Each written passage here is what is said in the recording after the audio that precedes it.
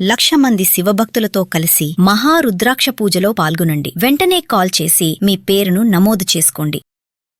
నమస్తే, welcome to our channel. నేను మీ కృష్ణవేణి. ఇంట్లో పూజ ఎవరు చేయాలి? సాధారణంగా ఏమవుతోంది, గత కొన్ని ఏళ్లుగా ఇంట్లో పూజ ఆడవాళ్ల పని అన్నట్టుగా అయిపోయింది. మగవాళ్ళు పొద్దున్న లేస్తారు, గబాబా రెడీ అవుతారు, ఆఫీస్కి వెళ్ళిపోతారు. కానీ పూజ మగవాళ్ళు చేయాలా, ఆడవాళ్ళు చేయాలా?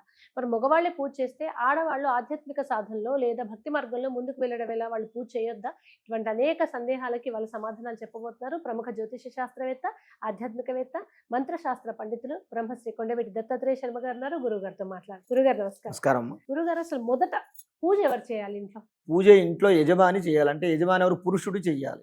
భార్యాభర్తల్లో దంపతుల్లో ఇంటి యజమాని ఎవరైతే ఉన్నారో, ఎవరైతే పురుషుడు ఉన్నాడో పురుషుడే పూజ చేయాలి.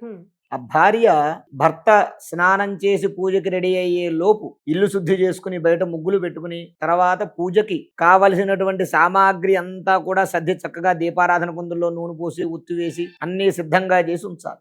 భార్య చేసే పని అది. భర్త వచ్చి దీపారాధన చేసి పూజ చేసి వెళ్ళిపోయిన తరువాత, పూజ చేసి ధూపం దీపం నైవేద్యం సమర్పించి అతను వెళ్ళిన తరువాత అప్పుడు భార్య కూర్చుని దేవతా స్తోత్రాలు చదవాలి. ఇప్పుడు కూడా అంటే భర్త చేస్తున్నాడు కదా అని భార్య చెయ్యకూడదనే నియమం లేదు. ఎందుకంటే కర్మ విషయంలో ఎవరికైనా ఒకటే.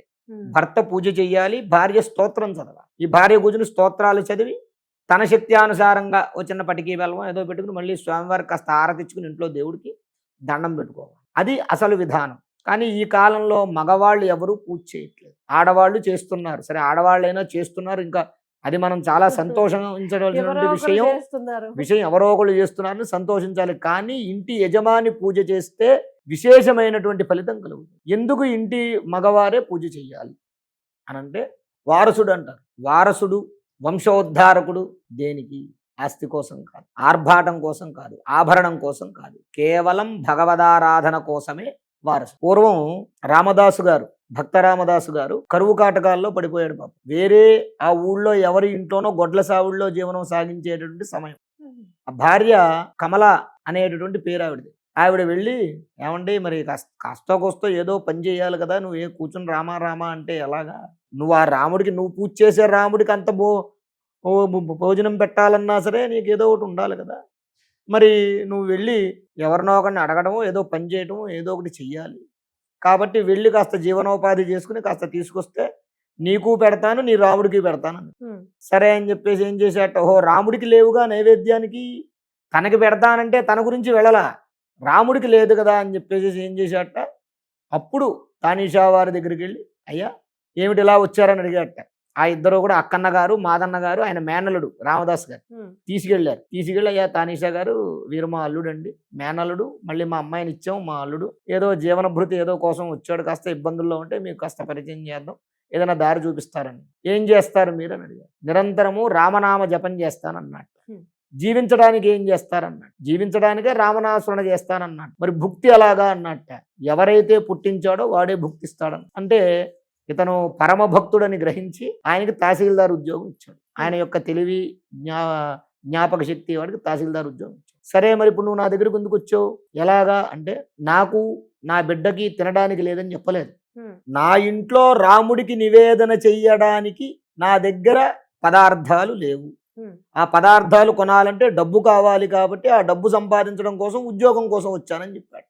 దీనికి ఈ సంతానం లేక ఈ రామదాసు గారి యొక్క తల్లిదండ్రులిద్దరూ కృష్ణుడి దగ్గర ప్రాధేయపడ్డారు. సంతాన వేణుగోపాలస్వామి దేవాలయం నేలకొండపల్లిలో రోజు వెళ్ళి వాళ్ళు ఏం దండం పెట్టుకునేవారంటే, స్వామి నాకు ఐశ్వర్యం ఇచ్చావు, అన్నీ ఇచ్చావు, మా తర్వాత ఇప్పుడు నువ్వు మా ఇంట్లో ఉన్నావు, నిన్ను రోజు పూజ చేస్తున్నావు, నీ పాదాల దగ్గర దీపం పెట్టి నీకంటూ ఓ పటికి బెల్లమో లేకపోతే కొబ్బరి ముక్కో ఏదో నైవేద్యం పెట్టేవాడు కావాలి కదా, వారసుడు కావాలి కదా, కాబట్టి నీకు రోజు నైవేద్యం పెట్టడానికి మాకు సంతానాన్ని ప్రసాదించు అని వేడుకున్నారు.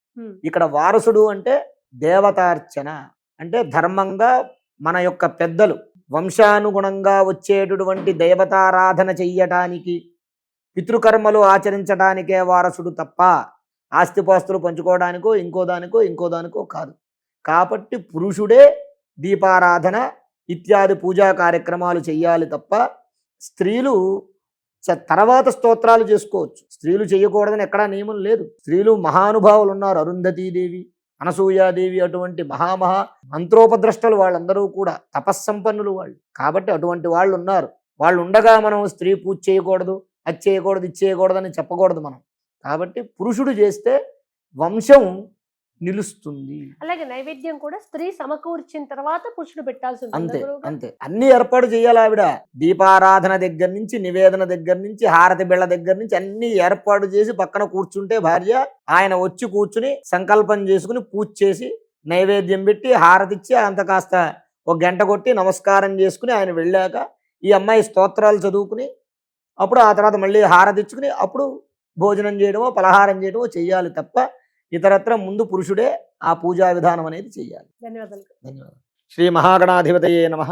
ఆరోగ్యము, ఐశ్వర్యము, ఆనందము, ఆర్థిక లాభం ఇవన్నీ కలగాలంటే ఆగస్టు 11వ తారీఖు మంగళవారం రోజున మేము నిర్వహించేటటువంటి 1,00,000 రుద్రాక్షల పూజలో పాల్గొనండి. పరమేశ్వరుడి యొక్క అనుగ్రహం వల్ల సర్వ విధములైనటువంటి కష్టాలు నివారణమై ఐశ్వర్యాలు కలుగుతాయి. 1,00,000 రుద్రాక్ష పూజలో పాల్గొనేటటువంటి వారు స్క్రీన్ మీద స్క్రోల్ అవుతున్నటువంటి నంబర్లకు కాల్ చేసి రిజిస్ట్రేషన్ చేసుకోగలరు. స్వస్తి.